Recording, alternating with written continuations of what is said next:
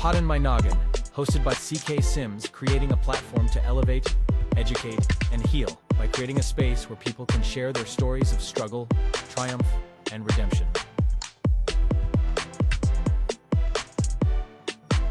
CKS Media. Hello, everyone, and welcome back to another episode of Poddin My Noggin. Today is a special day. One being that today I will have my first repeat guest on the show. And two, we're going to be talking about a really cool project. This guest being Mr. Matt O'Neill. Welcome back, Matt.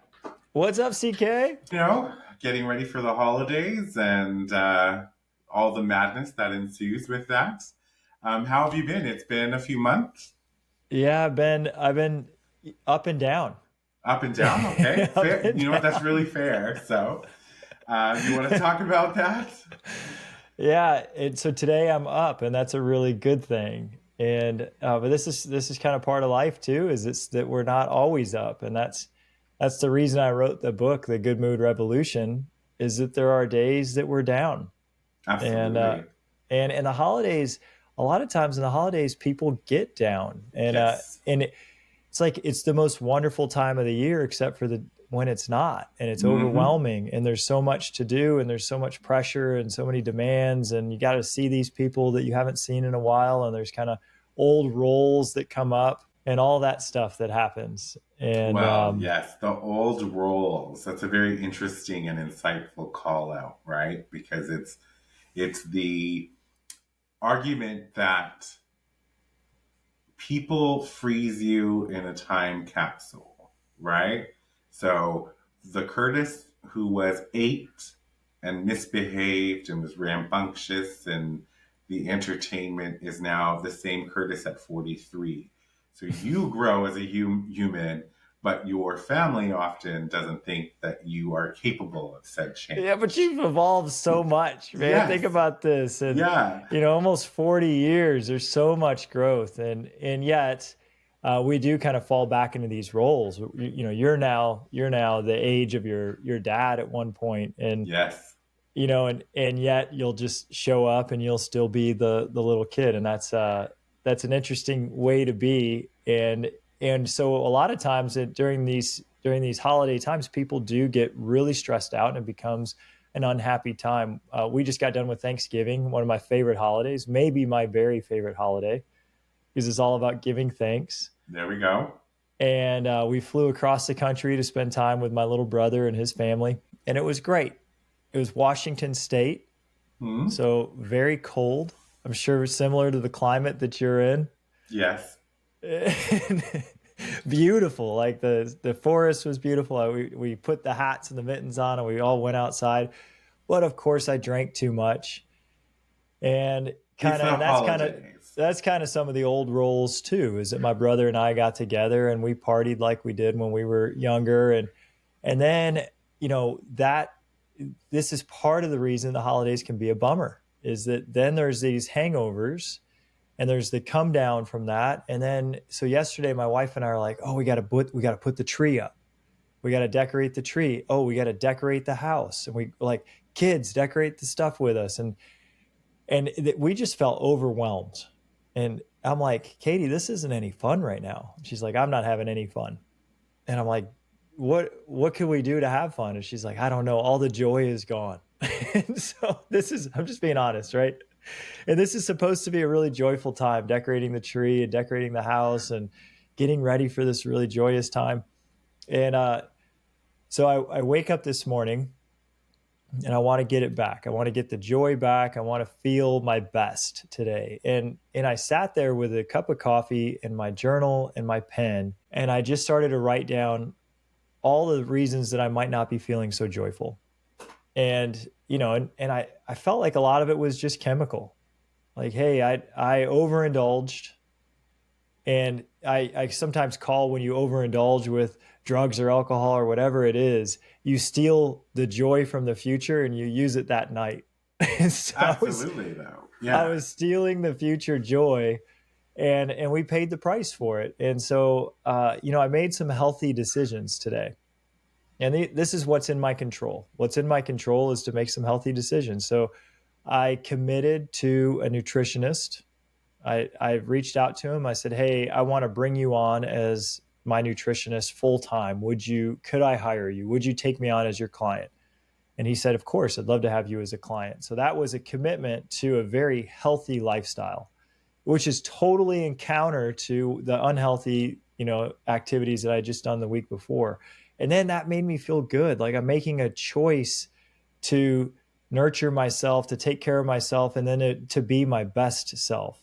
Mm-hmm. And from that choice, now I'm starting to feel kind of empowered. And I'm like, all right, what else could I do? I'm like, well, there's this huge Christmas shopping thing, and I had some things to buy. So this morning, after I made that choice to hire the nutritionist, I went ahead and I bought Katie's gifts online, the ones that I could get. And it felt good, just doing those two little things. Hiring the nutritionist was kind of big, but getting some Christmas shopping done was a little thing, but it was something that... A little win. Yeah, it was a win. It was a win, totally. And so then now I was kind of on a roll. And this is how positive momentum can work. And on this roll, I had an idea come to me about the real estate company that I'm operating. And I thought, man, one of the things we could really use is a training on scripting for my agents. So I reached out to somebody who's really good at that. And I said, hey, would you do training on Wednesdays for my agents on scripting? And she said, that's like a great idea.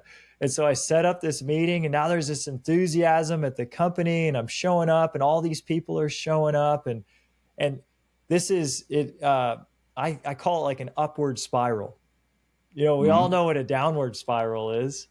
And Katie and I were kind of in that this weekend as we were in that funk, and we were, like just being with our kids for 7 straight days. We have 4 of them. They're great. They're wonderful kids, but 7 straight days, in an airplane with them, flying across country, coming back. It's a lot sometimes. And we needed a little bit of a reset.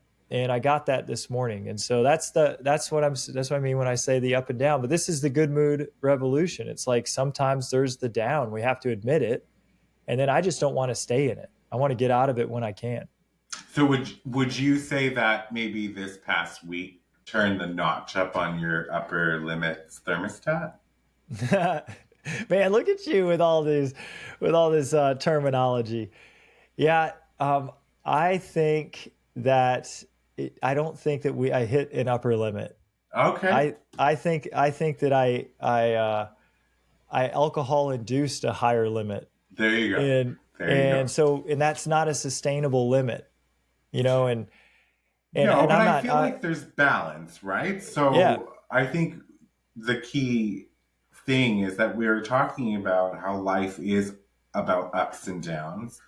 And yes, you borrowed future joy to spend time with your brother, and you were in a funk from it. But in my mind, how often do you get to spend time with your brother? So you borrowed some future joy. You were in a funk. You were a little bit low, you and Kate, with the Christmas tree and all that stuff. But then as you're telling me this story, I'm thinking to myself, I'm like, okay, you made the choice. You had your joy. You feel a little bit low, but now we're back up today. And I think that the pressure of it's December 1st or December 2nd, we have to get the tree up. We have to do this. We have to decorate. I think that there's almost too much automation in our lives sometimes that lead to feeling overwhelmed. It's, did you have to put the tree up yesterday, right? Could it wait a day? Could it be, you know what, we don't feel like this right now. We're not having joy in this moment. Could we take a beat and come back at another time? And I think that that's a part of what that overwhelming thing is that we just apply so much pressure and so much automation that we should be doing this, should be doing that all the time. But yes, so my point is that you were in a low, and I get that, and I respect that. But at the same time, you were with your brother, and you had fun in that moment. I do like that thought, though, that you're stealing future joy in that moment, right? Because there are consequences. There are. I wish there weren't. Wouldn't it be great if you could just party and there was zero consequence? But it's kind of nice because there are consequences. If there weren't, we all would just party all the time. Well, we chase the feeling of over, happiness the wrong over, way, if you yeah, will, yeah, right? over and over and over and over because there'd be no consequence. So it's kind of nice that there is that consequence because that's an unhealthy lifestyle too.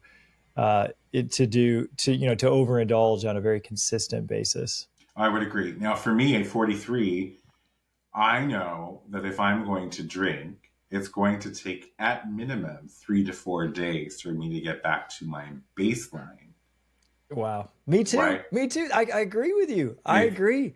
I think it did when we were younger too, but maybe we didn't notice it. I might I, just be more in tune. I don't know. I'm sure it had its effects, but I think when we were younger, we just had more energy, higher metabolism. Mm, Like it, I remember being young and going out on all night benders and then getting up and going to work the next day, still right. partially drunk, probably. Right. So but I just, when I think of it now, I can have so much fun without alcohol. I'm Yeah. not opposed to drinking. I'm not opposed to anybody having a drink, whatever. But it's like, okay, I always decide I'm making the choice to have these drinks, knowing that the next 4 days are going to be pretty much right off, mood wise, energy wise, physically. I'm going to feel ill, right? Yeah. I didn't drink for 5 years because of Wow. exactly what you're saying. And I just brought it back this year. And yeah, I didn't have a drink for 5 straight years. And then and I did that when my kids were really young. So we've got at that time the kids were like 5, 3, and 1. Those are young ages, and I just wanted to. I didn't want to not have the energy to be dad. I wanted to the next day to wake up and take them to the park and like go to their games and like be excited to be there. And I found myself I was more excited for Friday night than I was for Saturday morning. And I'm like, I want to flip flop this. I want to be more excited for Saturday morning than anything else in my week. And so I just one day I decided I wasn't going to have a drink, and then it just that week rolled into the next, and then into the next, into the next, and then eventually it was just a lifestyle. And I felt amazing, and my relationship with my kids grew. My relationship with my wife grew. I was still going out with my friends. I just was having non-alcoholic drinks as they were having alcoholic drinks, and there was no issue with that. And then I went out to dinner with my wife, and she was ordering a glass of wine, and I said, I'm going to get a glass of wine. And she was like What? shocked, Yeah. right?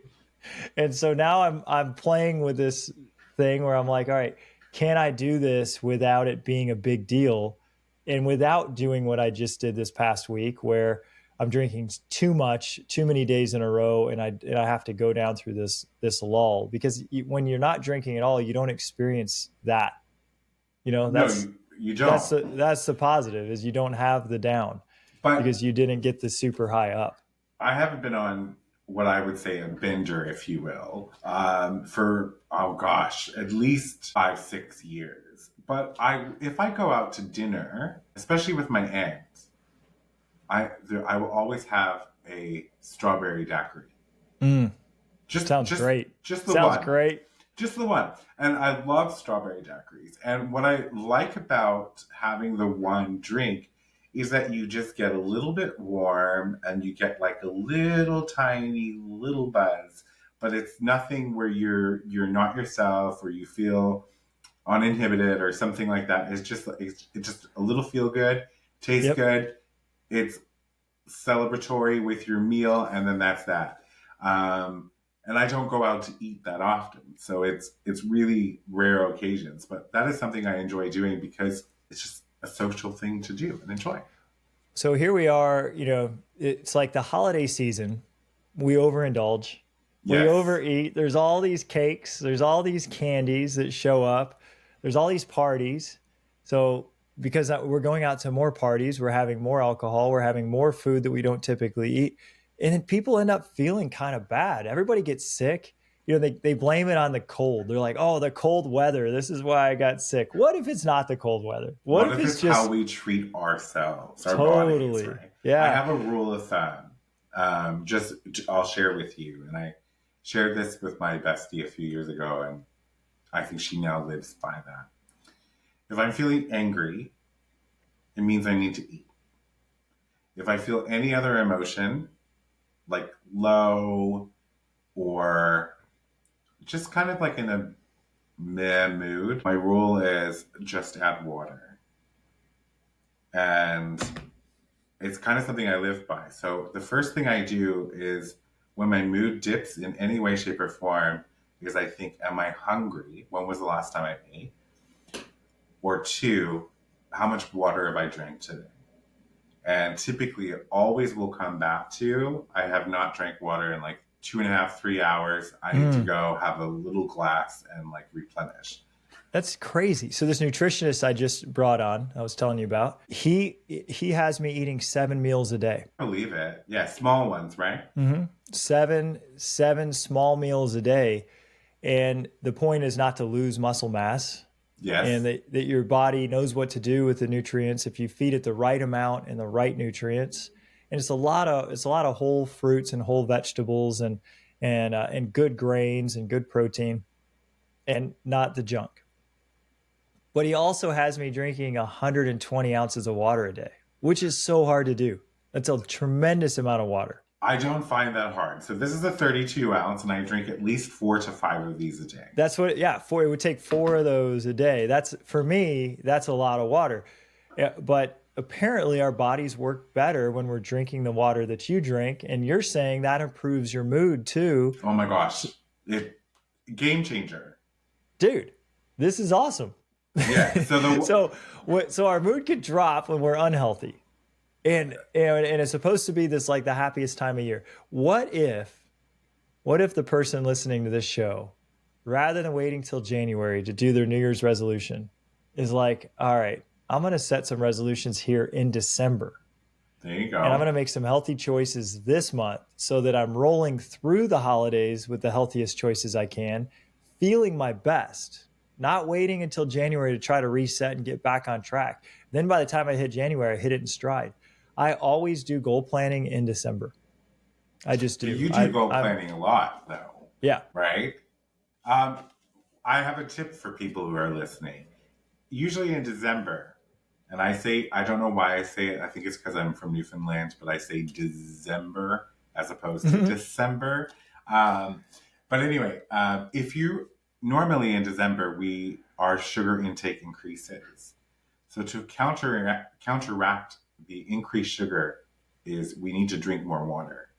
And that flushes out that sugar quicker from our systems. Water is God, right? God is water. So if we were filled with water, we are filled with God. That's my religious take on that. But anyway. Well, yeah, I mean, if you think about it, 70% of the earth is water. Right? 70% of our body is water. 70% of what we take in should probably be water. Probably, yes. And just like a plant, when you see it drying or wilting or any of those things, just add water. That is my rule to life. Now, so I was at lunch today, and I was with one of my good friends, and she's like, Matt, are you ever not on? Like, we've known each other for 10 years, and I'm like, I've accomplished a lot of things in 10 years. And she's like, are there ever times when you're just not, just being you and like going for something bigger or doing something to become better? And I'm like, yeah, of course. Of course there are. Of course there's times that I'm falling down, and there's times that I'm like, I got my head down, and there's times I'm not feeling enthusiastic. And she's like, well, what do you do? She said, because I'm kind of in a rut right now. Like I'm kind of in a rut. And she's having a really successful year, and she's telling me that she's kind of in a rut. And this was after, like, she's telling me all these great things that are going on. She's reconnected with one of her daughters. She just had the biggest sale of her career. She's a real estate agent. And she's got great friends. She took a trip to New Zealand. She took a trip to Africa, like really a terrific, like you would look at this and you'd say, this is an incredible life. And how could she be in a rut? Well, it's because that's what happens sometimes, right? It's just life. Even if things go well, we can still feel like we're in a rut. And I said, well, here's what I do whenever I'm in a rut.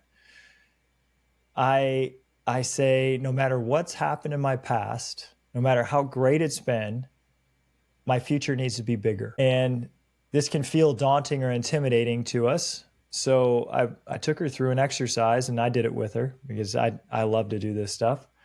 And we sat there at lunch, and I had a piece of paper and a pen. And I said, I want you to think back over the last 10 years. In the last 10 years, write down the biggest and best things that have happened to you. What are the biggest and best things? Well, how have you grown? How have you become more? And and if you're listening to this, you can feel free to play along, and you can think about, so 10 years ago, I'm in my 30s, and we had 2 kids, and we lived in this house. It was really great.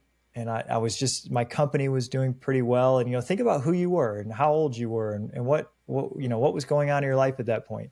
And then think about, in the coming 10 years, all the things that have happened. So in my life, my business doubled, and then it doubled again. And then we had another child, and then we had another child, and then we built a house, and then we built an office building. And then I started the podcast, and I wrote a book. Like, you start to think about all these things. You're like, wow, man, I can't believe what I've done in 10 years. And this is a really important piece of this goal setting process. And most people miss this point, is that we go to like set our goals or set our resolution, and we usually do it from a place of lack. We usually say, oh, I'm not in the shape I want to be in, or I don't have the income I want. So I'm going to set a goal to get the income, and I'm going to set a goal to be the weight that I want. And it's coming from a place of lack, instead of abundance. When we do it this way, which is what I did with my friend today at lunch, and we say, look how great we've been. And it's like doing a greatest hits album, one of your favorite bands that's been around a long time, they do greatest hits, and it's a great album because every single song is like, oh, I love that song. Well, that's our life too. We think about back on 10 years, you could have the greatest hits of your last 10 years. And looking at these lists, so I had my list and she had her list, and I'm like, wow, like, you've been so amazing. Now imagine this. All of that was just a warm up, and that your greatest 10 years is yet to come. And that given what all that you've just accomplished, if that was just the start of what you're capable of, what could you do in the next decade? And so from that place, we were like, wow, okay, now what could I do? And this is the idea. You want your future to be bigger than your past.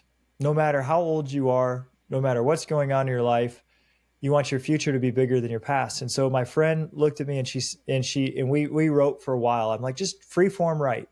What could you do in the next decade?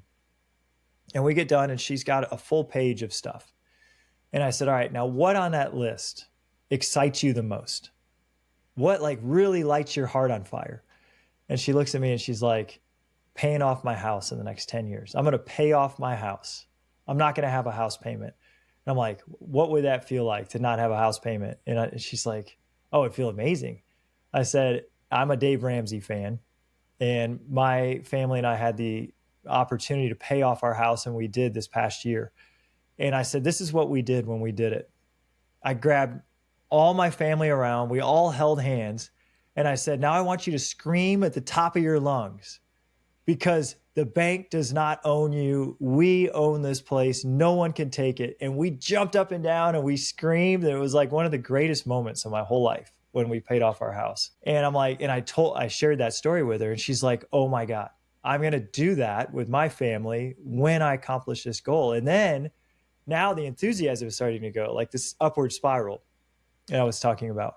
She said, I'm going to pay off this house in 5 years. I'm like, oh, you just halved your goal. She's like, you know what? No, I'm going to do that. I'm going to pay off this house in the next 4 years. And I'm like, okay, like that's kind of a lot. This is kind of a lot. She said, well, I owe $200,000. I'm about to get Social Security. I'm just going to pretend like I never get it. That's going to go straight into this. I'm going to set my goal for my career just a little bit bigger than I was thinking. So see, what happened is she set one goal, and then that starts to direct everything else. This was just an hour ago. We just had this lunch, and you leave in a meeting like that when somebody was in a rut and then now feels on fire, and it puts you on fire. And so I wanted to share that story as we're getting into the new year, and we're talking about goal setting, because anytime I am feeling in a rut, I just start to say, my future is not bigger than my past. What do I need to do to make my future bigger than what I've just been doing? For me right now, that has been hiring this nutritionist. I've been healthy, but I haven't optimized my health. Bringing that guy on yesterday or this morning, like it's going to transform the way that I feel, and I'm really excited about it. I love this. And what's interesting too is that I think to break it down, you're making goals from gratitude, right? That's where you're putting yourself at. If you're looking at your future is going to be greater than your past, and then you accumulate or you write down, record all of the cool things that's happened in the last 10 years, you are in fact showing gratitude to the universe that you've achieved these things. Now, how do we achieve greater in the next 10 years? Like it's just manifesting 101, essentially, is what it is. Which I want to point out because you were talking, and we're going to go for break in a moment, but you had said that your friend had been in a rut, and I think that I smiled, and I hope if this person watches that, I'll explain as to why I was smiling, because I was smiling because I too this year have been in a rut, and yet this has probably been one of the most phenomenal years of my entire life. So, just doing better than I ever have. I've done a lot of really wonderful things, gotten to do a lot of wonderful things, like things that 10 years ago, that Curtis would have been like, that's not possible. It's never going to happen. But here we are. And I think it's important to note that you can be having the very best year and still feel like you're not okay, or you're not jiving appropriately or whatever. And that is exactly where I was when I read this book. So we're going to take a quick break. And when we get back, we're going to get into this book. And I'm actually going to read aloud the email that I sent to Matt O'Neill after I closed the last page of this book. We'll be right back. Life in Stitches by C.K. Sims. Available for purchase in paperback and ebook on all major platforms.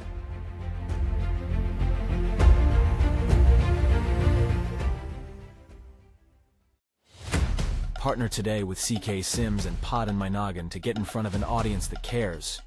You will be supporting mental health stories, tales of resilience, and uplifting content, aligning your brand with bringing goodness, authenticity, and kindness front and center.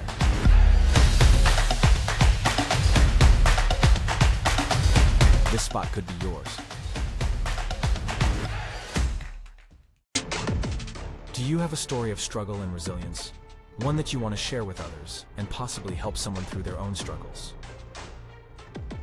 Find the link in the show description and fill out the guest form today.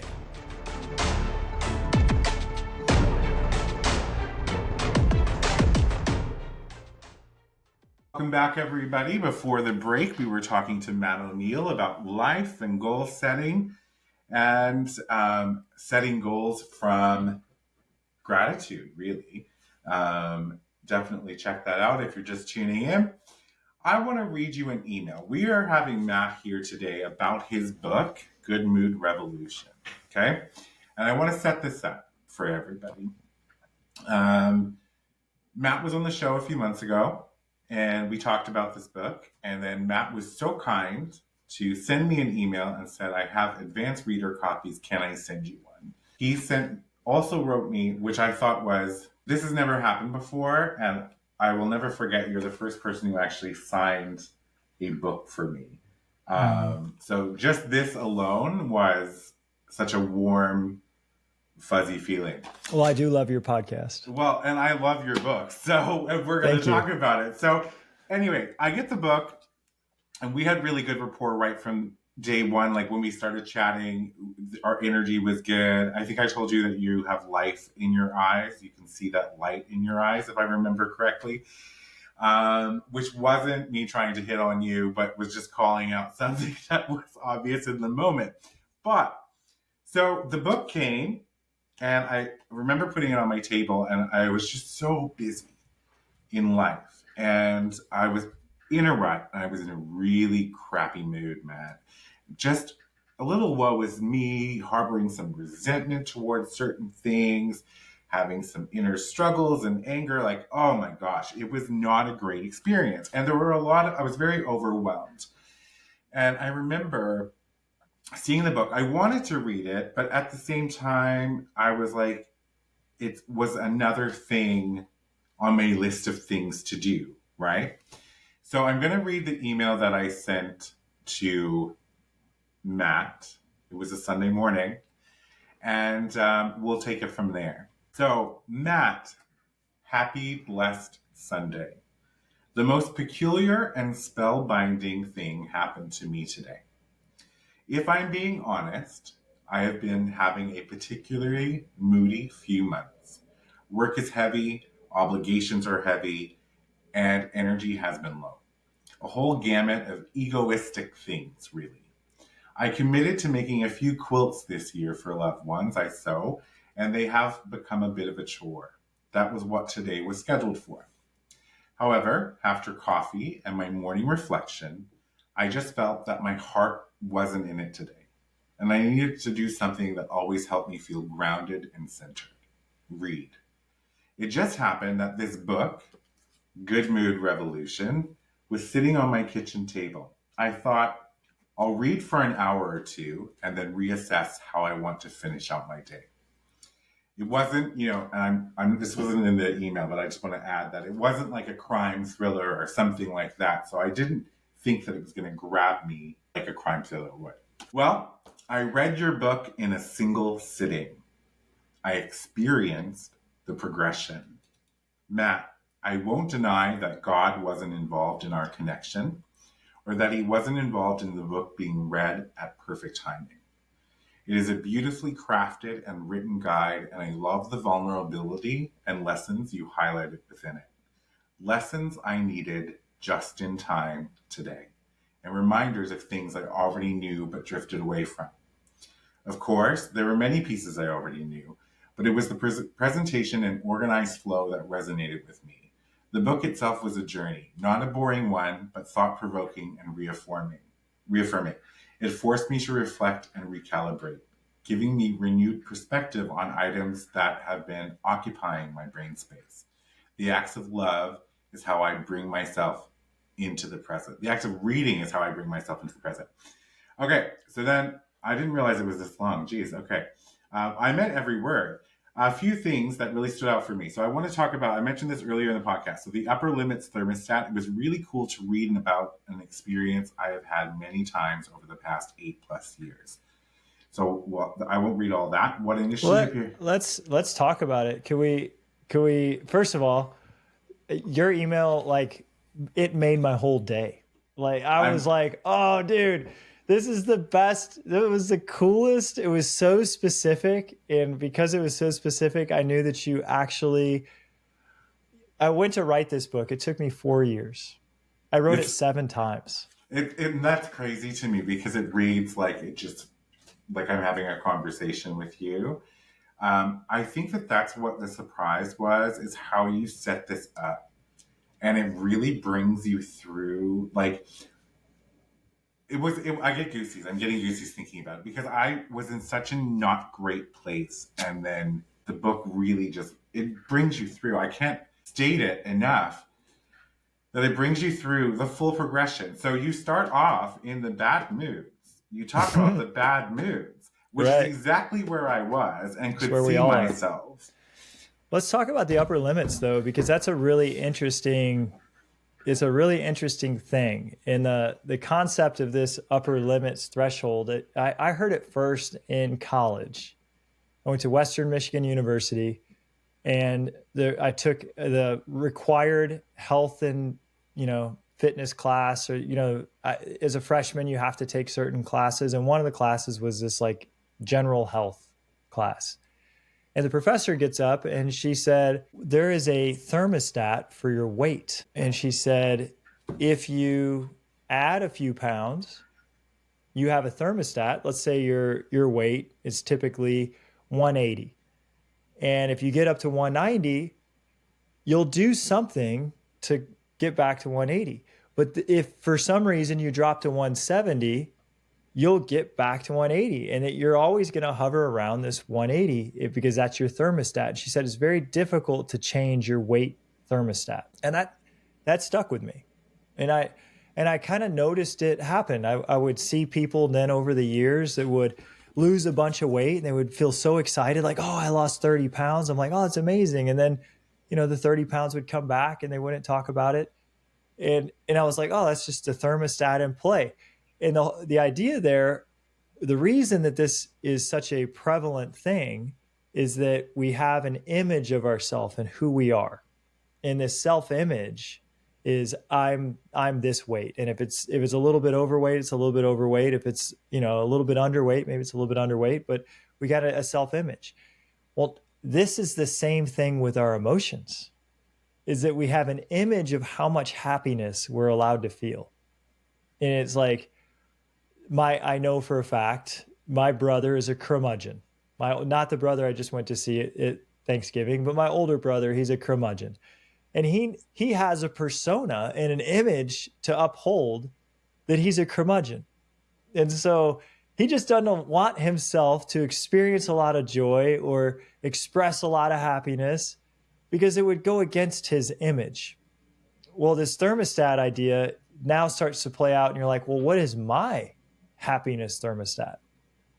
And I'm like, wow, I actually have one too. We all do. We all only allow ourselves to feel a certain amount of happiness because too much of it is outside of our image. Like I can't just be that person that's beaming happy all the time. That wouldn't be okay. People would think I was weird. I don't want to be weird. I want to fit in with society. So when I get too happy, here's what I'll do. I'll sabotage my happiness in some way so that I come back down and I have maybe some mood swings like I talked about to begin this show. Maybe I will drink too much subconsciously to overdo it. And then so that then I have the crash and then my wife and I are get into an argument over Christmas tree lights and our kids are upsetting us. And then I got to get myself back on track. Maybe all of that was part of the happiness thermostat. And that idea was really mind-blowing to me when I applied it to happiness. And it came from a guy named Gay Hendricks who wrote the book, The Big Leap. And I'm like, okay, how do we raise it? And we raise it, and this is the interesting thing, we raise it when we notice we're about to sabotage it. So we can consciously make a choice to say, all right, I'm going to lose the 10 pounds and I'm going to keep it off. But we only keep it off when we change our self-image. If we lose 10 pounds and then we say, this is who I am, that old one is no longer me. It never will be me again. That is something that is gone. I now have a new self-image of this weight. This is and we reinforce it with a lot of reinforcement. We have to. Same thing with the upper limits of happiness. Is that as we go to sabotage and we say, I'm not allowed to be this happy for this long. And we're like, oh, it kind of feels uncomfortable. Things have been going good for too long. The other shoe's got to drop sometime. Is to say, oh, I know that feeling. That feeling says that there's about to be a bunch of fireworks behind my head. Yes, you're on the Mac. I can see. And it's perfect. Like, you're about to blow up, right? You're about to blow up your happiness. It was perfect timing for that. And you say, okay, I know what I'm going to do. I'm going to do something that will sabotage the joy. I'm going to ruin my peace. I'm going to ruin this joy, but I'm not going to today. Today, I'm going to allow myself to be happy for just a day longer. Can I just let this day happen without sabotaging it? And then we do. And we wake up the next day and we're like, nothing happened. I'm still happy. Could I do one more day? Could we just go one more day where something wrong is going to happen? I know something's going to happen and I'm not going to like it, but could I just be happy through this day? And this is how we start to extend this happiness thermostat without without sabotaging it. So that's my explanation on it. The last 8 years has been me turning up the dial on the upper limits thermostat. It literally has been. And for the longest time, I too thought the other shoe was going to drop, right? And I think throughout my journey of, putting this into words, the upper limits thermostat, and increasing my happiness level and that sort of thing, I've come to learn and recognize that life is a mixture of ups and downs, and you can choose happiness in both. And for me, I remember the reason my life was crap before 35 is because I made it crap. That was my self-image. That was my internal dialogue. That was my belief. I self-sabotaged myself left, right, and center. Post 35, it was a whole different game show, right? And it was like, how can I make myself better? How can I better my life? How can I better my mood? What steps do I have to take to get there? So I loved this part of your book. There's so many things about your book that I loved, both times that I've read it, and even just again today when I was going through, making sure I had the notes that I wanted. So when you listen to the ego, you harm your joy. To reclaim your happiness, you must become consciously aware of the manipulative thoughts the ego presents you and decide to let them go. I love that. Yeah, I was having a conversation with another person today, and she had a really painful experience with her brother, and he was cutting her out of her parents' inheritance. So her parents had just recently passed, and her brother was the executor of the estate, and he made a decision that she just wouldn't get any inheritance. That's crappy, right? That's not a nice thing.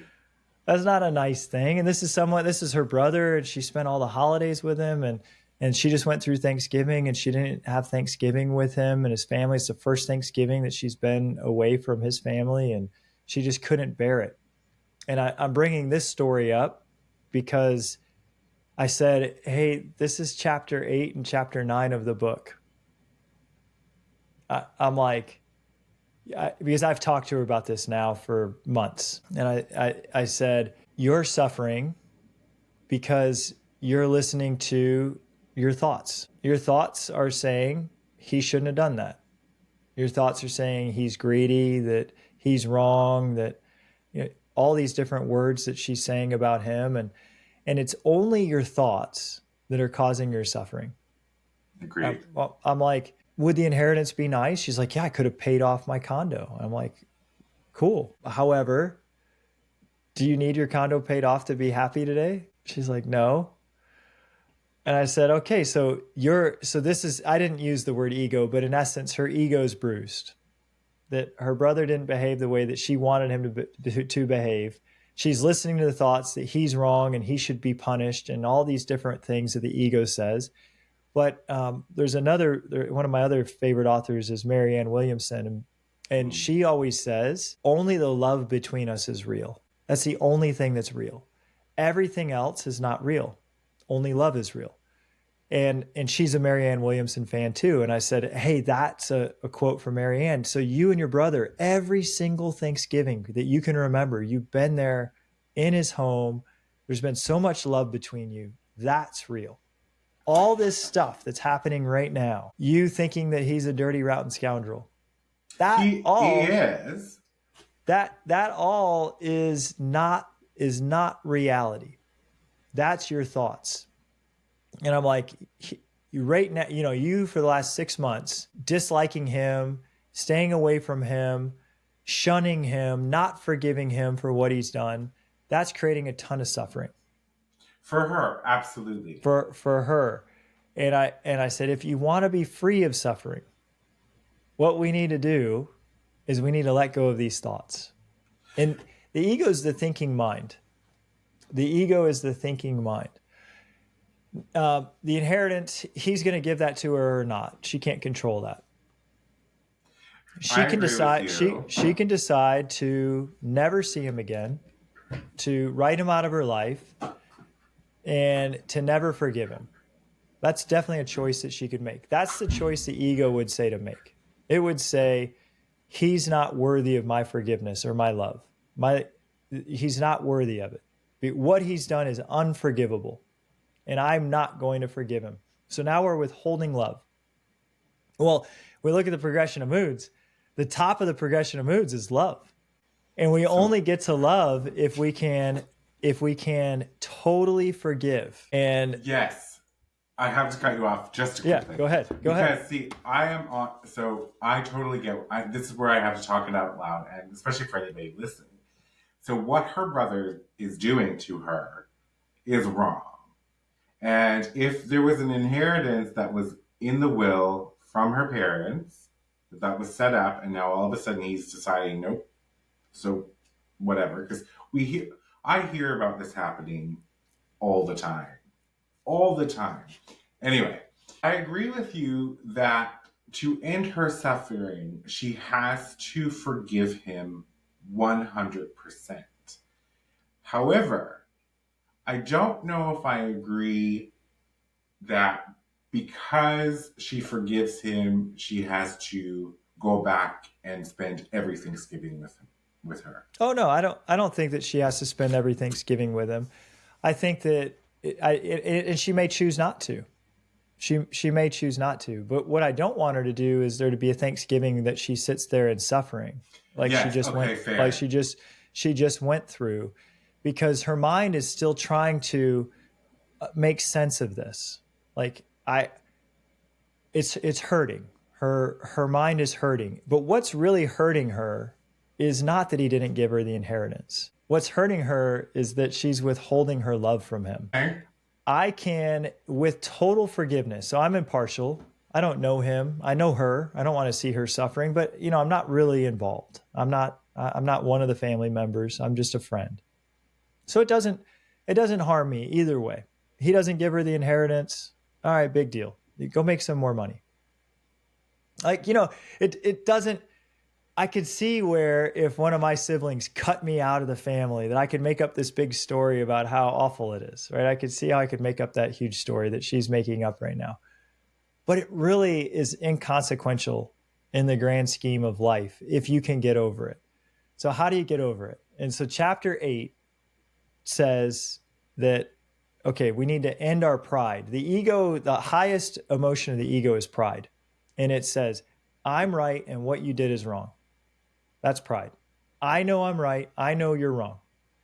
You and me, we're sitting here saying, I know that she's right and her brother's wrong. We don't really know that. We don't. We're not actually. We don't. This is true. What you're saying is true. Neither does she. She doesn't even know if she's fully right and that he's fully wrong. This is a trick of the mind. So in chapter 8, it talks about, first of all, you ask, is my thought even true? So I would ask her to list her thoughts. And her thought is, my brother shouldn't have done what he did. And I'd say, is that true? He shouldn't have done that. And she would say, yeah, that's totally true. He shouldn't have done that. And then the next question is, and this came from the work of Byron Katie. The next question is, can I absolutely know that what's in the best interest of humanity in the grand scheme of things is for him not to have done what he did and for me not to be going through what I'm going through? The answer is no, I can't absolutely know that. And then we talked about it, and she said, you know what's interesting? I said, you remember in chapter 5 of the book how I had a $180,000 tax bill and we were about to go out of business, and I didn't know how I was going to pay it off, and we didn't have the money. And then what happened is that I had to work at such a ferocious pace that we could just survive and not go out of business. And because of that, we ended up doubling our company in the next year. And then we doubled again the year after that. And we became one of the fastest growing companies in the whole state. Like, do you think maybe God knew what he was doing when he gave me that impossible challenge? I said, now let's put that in your perspective. So yeah, you could have paid off your condo if you had the inheritance, but what could this be doing for you? She's like, well, shoot, man, what if I go ahead and I pay off my condo anyway, but I get so good at what I do that then I have an even more blessed life? I'm like, yeah, what if this is really happening for you? So question 2 is, can I absolutely know that my thought is true? And she can't. She can't absolutely know that it's not the best thing for her brother to have done what he did. That right there starts to shatter the ego. The ego's like, what? I might not even be right? That's crazy. So I was certain I was right. yes, so I think that that's the context piece I was looking for, right? Is that because for me, I struggled there to reconcile that there could be in any way, shape, or form that was okay. But then we take it outside of the self, outside of us, and we look at the grand scheme of humanity or the universe, and we think, what was this lesson provided to us for? Right? Or his karma. What's his karma? We don't even know. Maybe his karma was that he needed to do something to fall on his face and learn a really hard lesson about not treating people with enough appreciation, to lose his sister who's always been there for him, to learn I can't keep treating people like this. Maybe the best thing that ever happened to him was making this a-hole move to lose his sister so that he wakes up and becomes a better version of himself. And these are the answers we can't know, but the ego thinks it knows. Like, I'm right and that shouldn't have happened.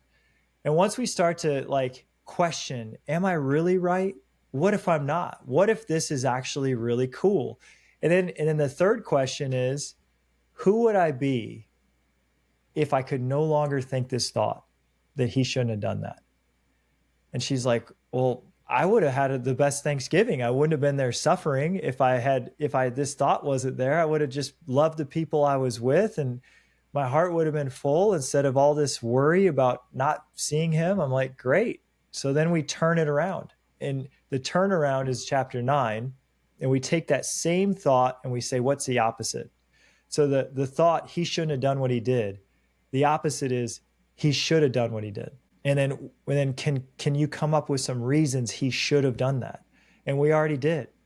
One of the reasons is, maybe this is exactly what I need to give me the strength to become a greater version of myself. Maybe this is exactly what he needs so that he can grow and evolve. And now this thought, as soon as we can see the opposite has just as much validity, the whole structure of the ego disintegrates. I feel like we're I can left with at this point. Oh, go ahead. Go ahead, CK. I feel like I can hear listeners of different thoughts, and having some are tuning in as I have tuned in and been like, oh, okay, wait, no, I get this. Okay, this makes sense. But I think there's still going to be some that are like, no, the brother's an asshat. He should not have done that. Right? Like, I feel like that's where we're going to be sitting. And I didn't mean to cut you off, but I'm conscientious of the time. I want to stop real quick and say, I read this book and it totally changed my day, but I think also changed my year, because I started to look at things differently. And I started to move out of anger, because there was some anger and some resentment and ego and pride. And I started to move into gratitude, recording my 3 daily wins, grabbing the rope. Yeah. Right? Which I love that story. I love that it resonates with me like so much. God will answer your prayer. Just don't get in your own way. Right? And what I love about this book too, and I need to wrap this up because I want people to understand why they need to go out and buy it. And not just them. They need to purchase it for their friends and family. Because I think the book, I said to you in the email, that God is front and center for you in this book as well. But he is not presented in such a way that would be a detraction from the book for atheists or other believers. And when I was reading it, I love me, Jesus. I love God. I'm a gay Christian. Here we are. I know this. I've said it on my podcast before.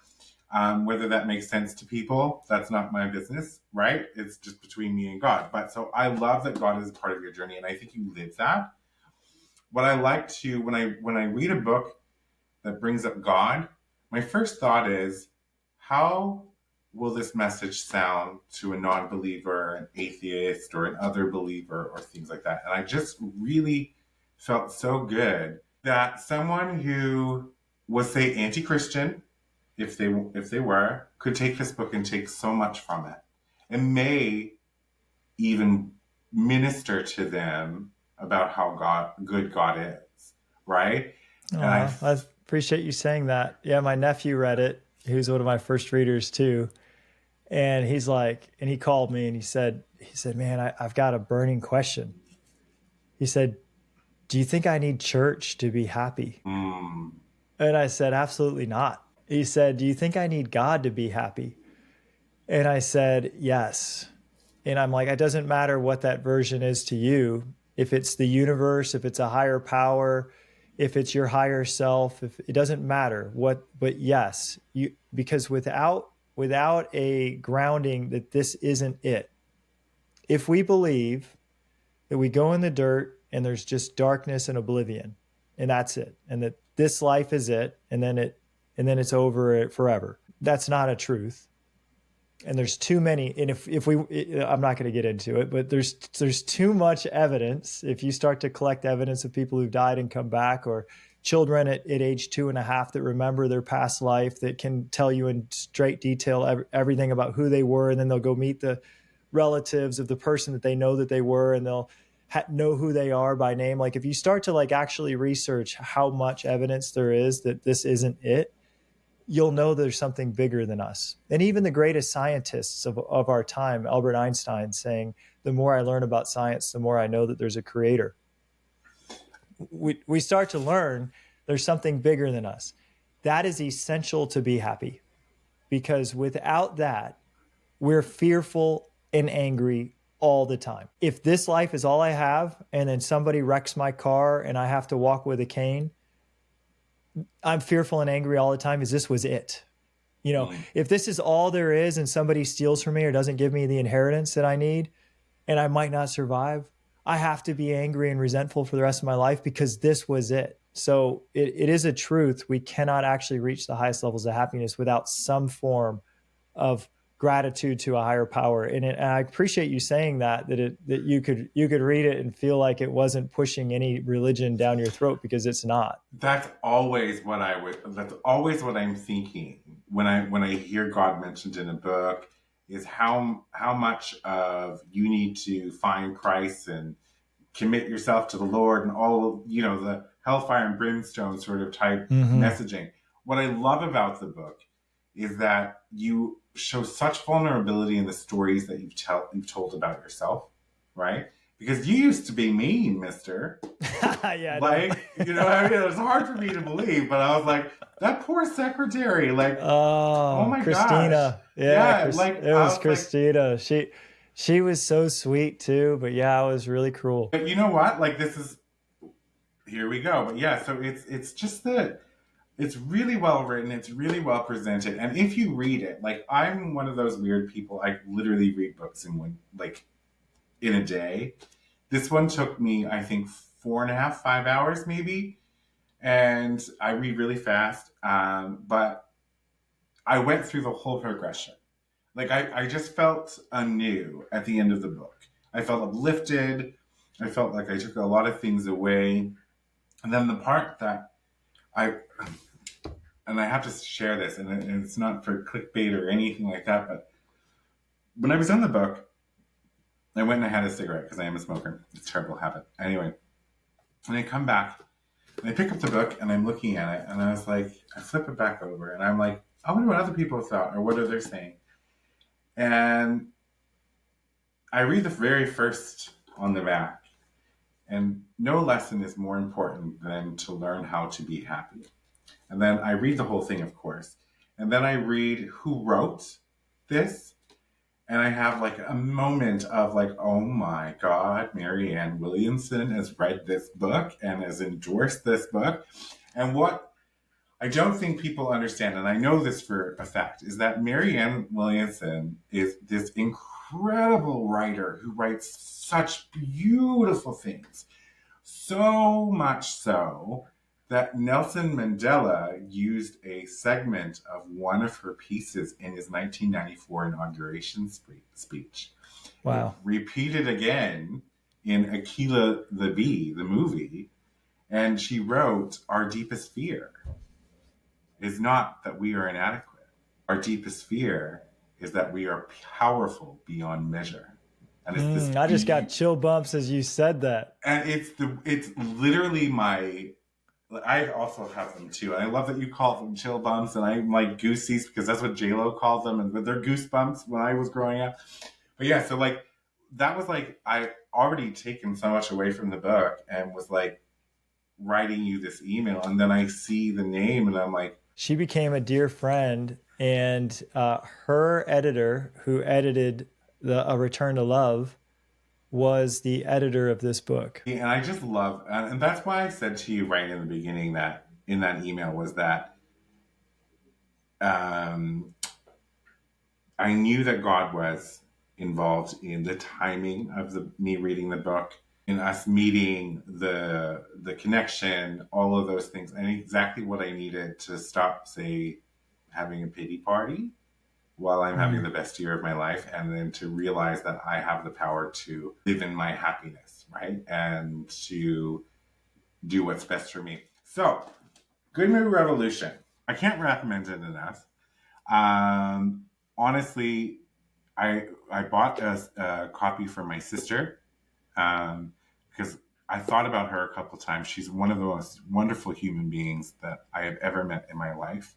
And I love her endlessly, not because she's my sister either, but because she was designed by God, I think, in how, like, you know, you're going to make the sweetest cookie recipe you've ever made and it's going to turn out just perfect and be warm and gooey and awesome. That's what happened when God made her. And she's such a Christian. She's one of the few true Christians that I have had the privilege of meeting, you know what I mean, in person.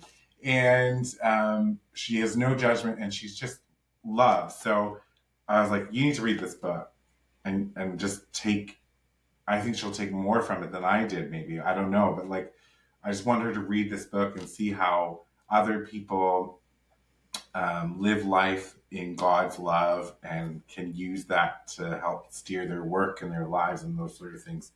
So December 17th, this book will be available. You can pre-order it now. I'm going to put the link. This is a Thursday. It's not Thursday right now, but it's this podcast will be on Thursday, December 5th. So that will give you 12 days. Can we put Matt O'Neill and the Good Mood Revolution on the New York Times #1 best-selling list? Let's do it. Can we do that? Can we make that happen? Because if there's a book written in 2024 that needs to be read and the whole world needs to understand how they can choose their happiness, this is that book. And I wish you, Matt, unparalleled success in everything you do. Thank you for appearing back on my podcast to talk about this book. And I just really have a good feeling about it. Well, you have honored me so much, my man. It means the world, your enthusiasm for the work and all your kind words. Like you couldn't have made me feel any better. My upper limits have just been exceeded. Perfect. Well, like I said, I'm just happy it was a good book because then I would have had to give you a not so good review. But you know what I mean? Like I'm like, I've read your book. It was nice. Like that's what you would have gotten. Like I'm like, good job. But no, the book resonated with me, as I hope you can tell from it. Like I said, December 17th. I will put the link in the description. Order it today. Send it to all your friends, and let's put Matt O'Neill and Good Mood Revolution on the New York Times #1 best-selling list. I've spoken it into existence. That's what's going to happen. I'll take it. There we go. Until next time, everybody, thanks for tuning in and get out there and live your wildest dreams. Thanks for being here today, Matt. See you, CK. For media and sponsorship inquiries, email info@cksims.com or visit cksims.com and fill out the contact form. Be sure to subscribe so you don't miss an episode. A new episode airs every Saturday. CKS Media.